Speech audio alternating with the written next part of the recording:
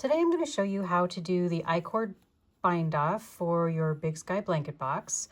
You will want to end by having just finished a right side row, just a regular row like you would have done for the whole rest of the panel, with your yarn in the front and having slipped those last 3 stitches just like you have been the whole time.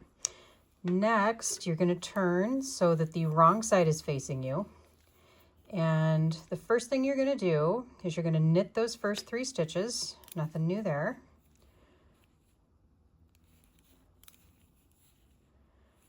And then your next step is you're going to slip those 3 stitches back onto the left needle tip.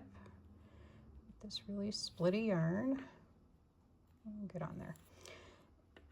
And then you're going to knit those same 3 stitches again.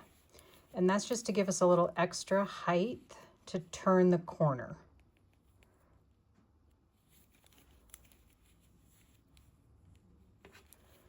Okay, now we've knit those 3 stitches a second time, and we're going to go ahead and put them back on the left needle tip again. Now we're going to start the actual bind off process. To begin that, you're going to knit the first 2 stitches. You're not going to turn your work at all. It's all going to be worked on this same side. Okay, you've knit the first 2. Now you're going to slip the 3rd stitch purlwise. So you just poke your needle in there like you were going to purl it and move it. And then you will knit the next stitch from your left needle. And then you're going to lift that stitch that you slipped up and over the one you just knit. So now you're back to 3 stitches. And then you're going to put those stitches back onto the left needle tip. And you're going to repeat. You're going to do that over and over again. So you're going to knit the first 2, slip the 3rd, knit the next one from the left needle, and then pass the one you slipped up and over. Each time you do that, you've used up 1 stitch from your left needle tip, making it go away, and that's how we get rid of all the stitches. So I'll do it one more with these, and then I'm going to show you a little trick that I like to do that I think is a little bit easier. So knit the first 2, slip 1, knit the next, pass the slip stitch over, and if you were going to continue on that way, you'd put them back on that left needle tip. When I do it, I like to use a couple of extra double pointed needles just because there's less slipping. Okay, so I'm going to go ahead and put those stitches onto one of the double points, and I'm going to discard my other needle. Your stitches will be on a circular, so you'll just let that other needle tip drop.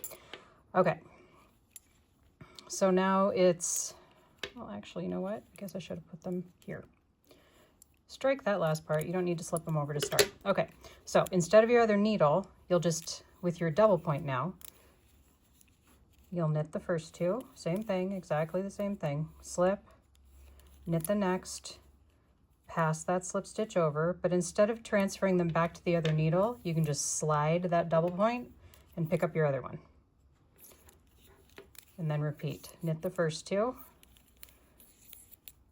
slip, and then knit the next stitch from your main needle, pass the slip stitch over, slide, and grab the second double point, and repeat.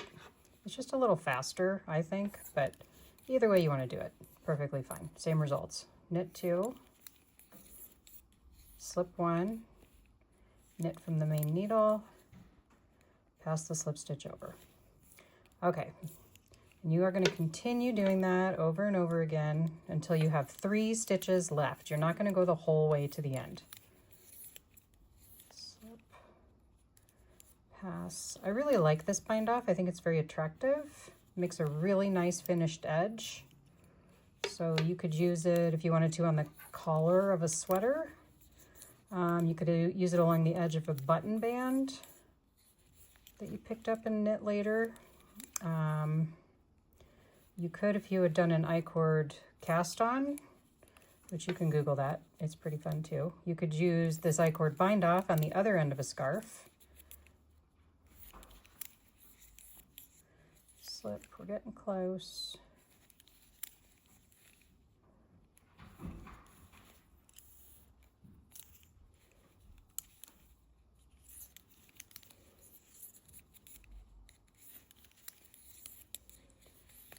Okay, we've got a couple more to go. It's a little time consuming, this bind off, but it's not hard.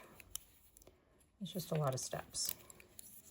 But in a second, when I turn it over, and you can see how good it looks on the other side, you'll see why we did it. Okay, we've got one more to do.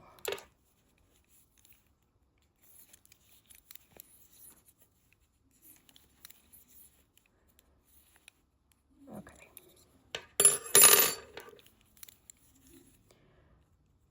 Okay, now you're down to 3 stitches, so you're done with your bind off. Now, what I like to do for this particular project is just get a little removable marker, a safety pin, a piece of scrap yarn, whatever you got. You're going to put those on hold, okay, because you're going to use them in a minute when we pick up stitches along the other side. Okay, so here's the right side. When we flip it over, looks great. Here's the wrong side. The side you were working on also looks good. You can see that extra little bit of I-cord we did turned us around the corner. I just think it's really attractive. It's good looking bind off on both sides. Okay, so hop on to the next video and I'm going to show you how to pick up stitches along this edge of your blanket.